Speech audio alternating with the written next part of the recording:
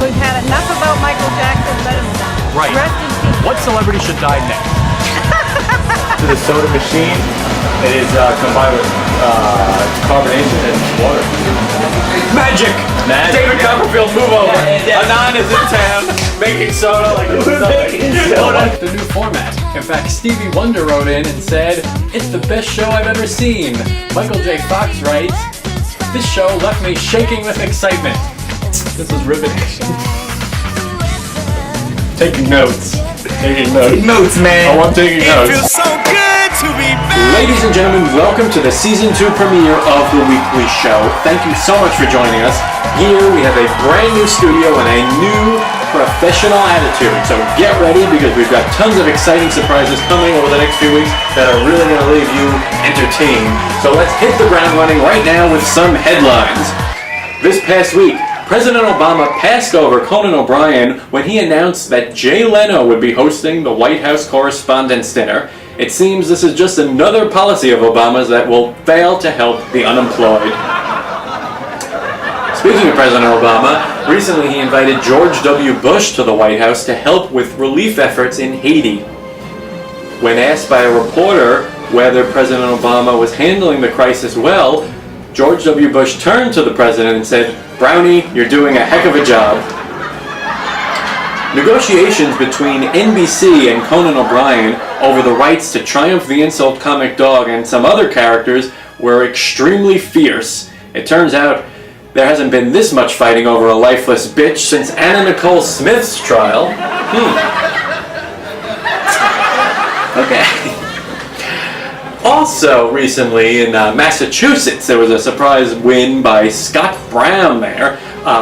What was a little more surprising was that Bobby Brown and Chris Brown came out in support of their Republican namesake. Although, in retrospect, maybe it shouldn't have been that surprising since they're all in favor of delivering blows to healthcare. Well, that's it for the headlines this week. It's time now to go to one of our favorite correspondents from Season 1, meteorologist Mark. But since the weather is very cold and predictable, it's time to reassign meteorologist Mark to do something else of vital importance. It is time for him to give us an update on traffic. This is meteorologist Mark, now also doing traffic up here in the Weekly Show helicopter. As you can see, we have traffic backed up for miles, folks. Please use exit 7. Try to use alternate streets. Now, if the camera could just zoom out a little bit over here, it'll see just a big mess. A big mess, folks. Just please try to avoid it. What? Oh. We don't have a budget for helicopter. Back to the studios. Thanks, Mark. Hopefully you're not in too much trouble there. It is now time for us to meet our newest correspondent, Chris Escott, with an exciting sports update. Chris, tell us, what's the latest word with Tiger Woods? Yes! Recent word is that he's been attending a sex addiction clinic in Mississippi, Matt. This would have been a first. A rich black man willingly going to Mississippi. What do you mean, would have been? Yes, would have been, Matthew Shannon Schneider. It appears that he's hired a lookalike to attend the sex addiction clinic for him. Then where is the real Tiger? Yes! I assume dead, Matt. Dead. Yes! Tiger's wife has a secluded house in Sweden, Mattalicious. The only plausible scenario is that she's taken him there and murdered him. Tiger Woods was 34 years old. All right. Thank you for that reckless accusation. We can look forward to some more of those in the future, I presume. It is now time... I believe meteorologist Mark, actually has an update for us. I find you'll mistake your ass. I'm so scared.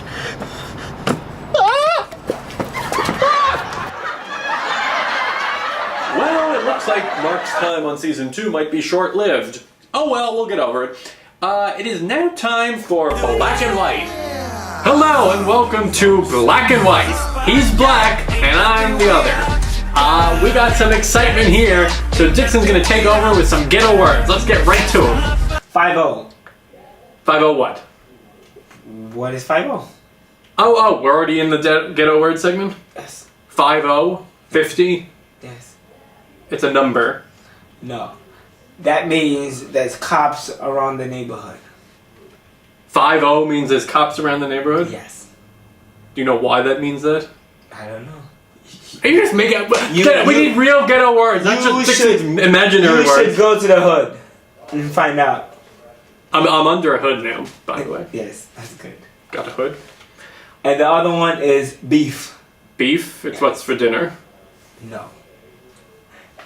If I'm fighting you, if I'm about to fight you, that means we have a beef. Oh, Dixon, I want words that are just in the ghetto, not just beef. Obviously, everybody understands that beef is like a fight. Oh, that's... you already knew that? Yes, I already knew that. Shit. Big deal. Big deal. What else you got? The block is hot. The block is hot? Yes. That's like a summer day when the block is hot and you're just standing Because the block could be hot any day. in winter. Yes. Christmas Day, the block could be hot. The block could be hot. Whenever you walk up Oh, that's when there's good-looking ladies trolling the streets. No. The block is hot. That means there about to be a shootout. Ah. All right. See, now that was an interesting word. See, that's something people could take home with them and teach to their kids. Teach the kids. And the grandkids. Yes. When the block is hot, you better run. You better trot. Run. Trot. You better disappear. Disappear. All right, Dixon, that was great. You better click. Clip, clock. All right, fabulous. Thank you, Dixon, for bringing the ghetto to the main street. Ghetto streets to the main street. That's black and white for you. So long. Okay, before we close out this show, let's just check in with meteorologist Mark to see if he's still alive. He looks good enough.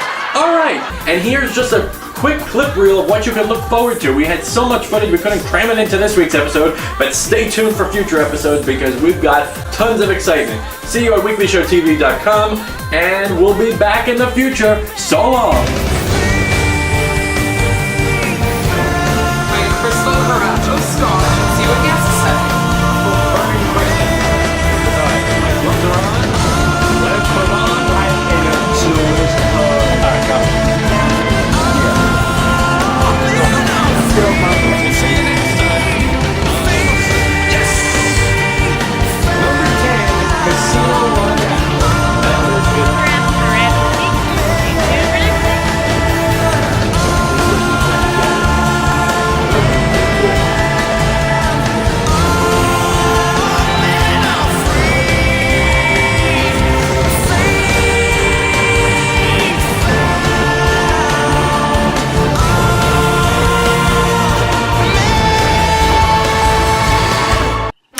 everyone, my name is Brooke Schneider, and I'm your sports correspondent. And speaking of sports, one of the best sporting events of the year, my favorite of all, of course you guys know I'm talking about the Super Bowl, where sports fans and not sports fans come together and watch the greatest game of the year. And this time around, you guys probably want to know, you know about the commercials, you know about the halftime show, you know about all that stuff, but what about the game? Well, Indianapolis Colts and the New Orleans Saints, the two best teams in the league this year, going head-to-head.